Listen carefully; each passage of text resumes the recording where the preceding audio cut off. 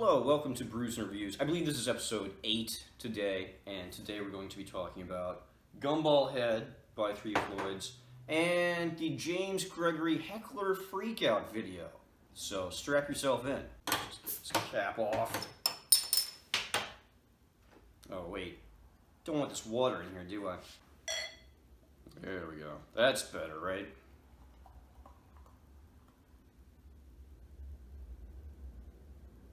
I believe this is a hoppy wheat beer. I've had it a few times before, but let's try it. Oh yeah, that's pretty good. You know, it's pretty weedy, but it doesn't have that like weird Belgian style taste. It's hoppy, but not too hoppy. We're gonna give this one a 7. Today on Brews and Reviews, we're going to be talking about James Gregory.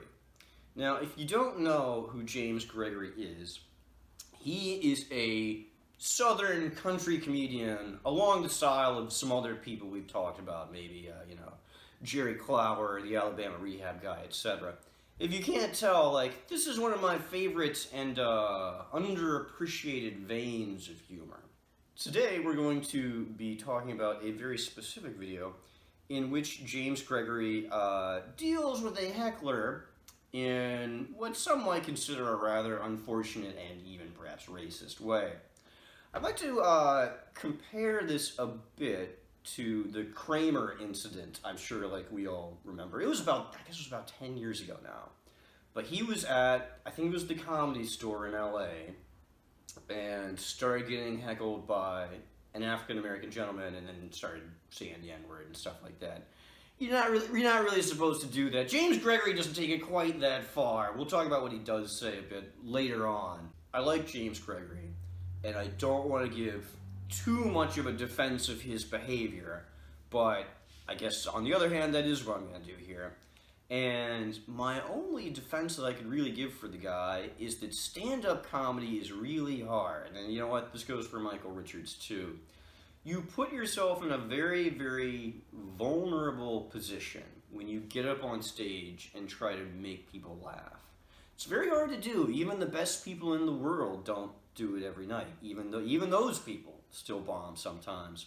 And another thing that makes stand-up comedy so hard is if there is one human being who, in that audience, who wants to screw up your show badly enough, they can do it. If somebody just talks, just one person talking through the whole thing can ruin it for everybody. I've only really done stand-up, I think maybe like two and a half or 3 times in my whole life. I know I did it once in Nashville, and it went pretty well. Got some laughs. It seemed like a nice little community. I moved a couple months or so after that. Never saw any of those people again.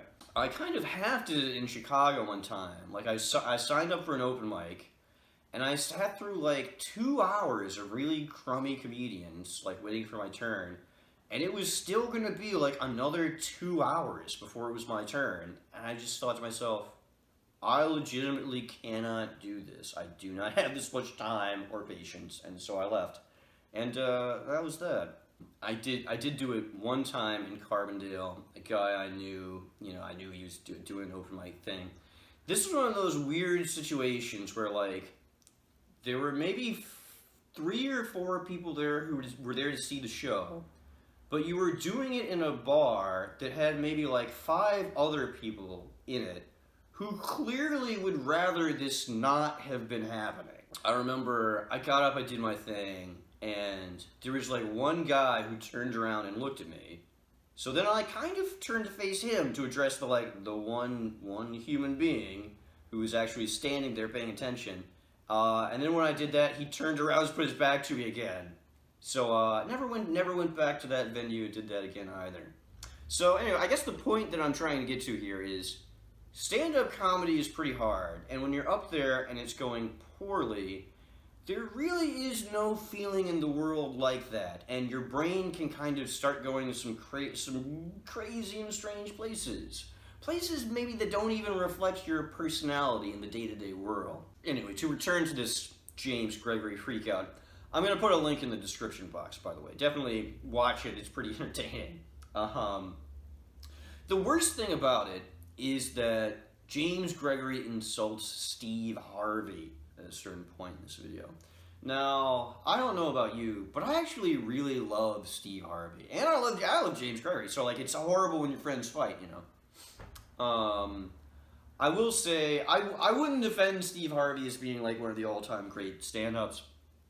I think I have seen him do it. He's in the Kings of Comedy or something that I did watch one time. But I don't really know much about him as a stand-up. I mostly know Steve as the Family Feud host. And in a world in which I think basically everything is getting worse, Family Feud hosts are one of the few things that is actually getting better. I just actually want to go through them real quick. There have only been 6. You know, however long it's been on TV. It's been on since like the early 70s, I think. So it must be like 50 years of Family Feud now. But it started out with Richard Dawson, who I never liked. I seem sleazy. He's always kissing those women on the mouth. He'll kiss those like 13-year-old girls on the mouth too when they're on the show. Don't do that, man. That's gross and weird. Second was the guy Ray Combs. I don't know if you remember him or not. He was the shorter guy with the blonde hair. He committed suicide, I believe, during the show's run, and or during his run as host. And it was because of the show, I think. I think he wanted the show to go in a direction that the producers didn't want to go in, did not want it to go in. And he became unhappy because of that and chose to end his life. I'm usually a pretty honest person, but sometimes I will tell people just goofy things to see if they'll believe it. Like, so I tell people sometimes I used to weigh 300 pounds, just to see if they'll be like, just to see if they'll say, there's no way you ever weighed 300 pounds. But I used to sometimes tell people that I owned the suit that Ray Combs killed himself in. And typically they believed me. I'm not really sure why.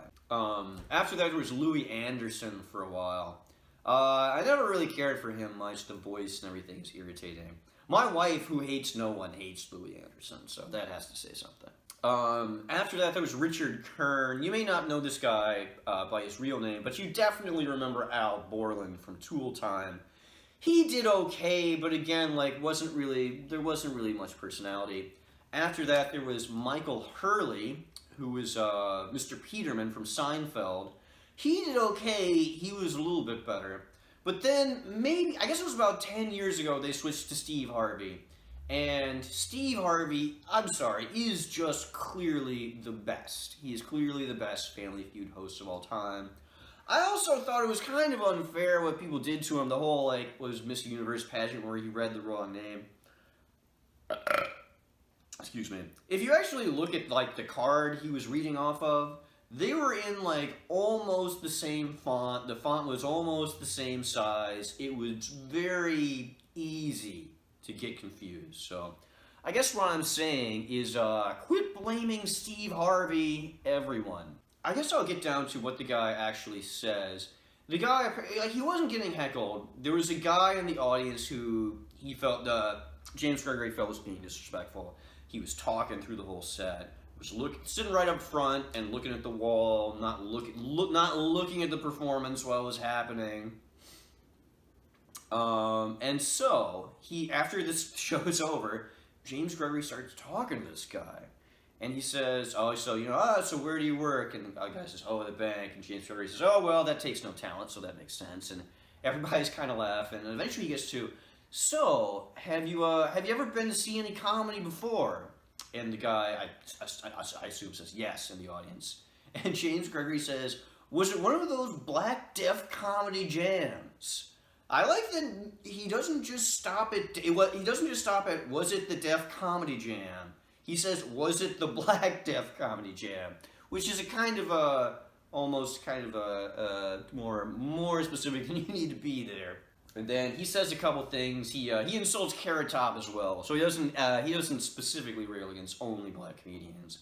But when he says that thing about was it the Black Death Comedy Jam, you actually hear boos out of this it must have been an Alabama or Georgia audience. I would assume entirely of white people. Could be wrong, but that's what I'd imagine. Yeah, they jeer. They don't like it. I guess the only thing that I gotta rate this video. Gotta give it a rating. I'm not gonna rate. I'm gonna rate this in terms of pure entertainment value, and I do think it's fairly entertaining how mad he is at this guy. So I'm gonna give it a 9. I'm gonna give it a 9. Again, just for pure entertainment purposes. I guess the question that you ask yourself is, when you're in those stressful situations and maybe you just blurt out something without thinking it, is that always the truth? Like, does the truth always come out, like, when you're really angry or really drunk or whatever? And I think sometimes it does and sometimes it doesn't. And I'm just going to hope that in this case, James Gregory maybe said something he regrets, and that's not really the way he feels. Because I am a big fan of him and Steve Harvey, and probably will remain such for the rest of my days. Well, that's going to be it for this Brews and Reviews. I'm going to finish this beer on my own, but tune in next week. Actually, even before we do the next Brews and Reviews, the next Food for Your Mind is going to be Eat, Pray, Love, and we have a special guest, so tune in for that.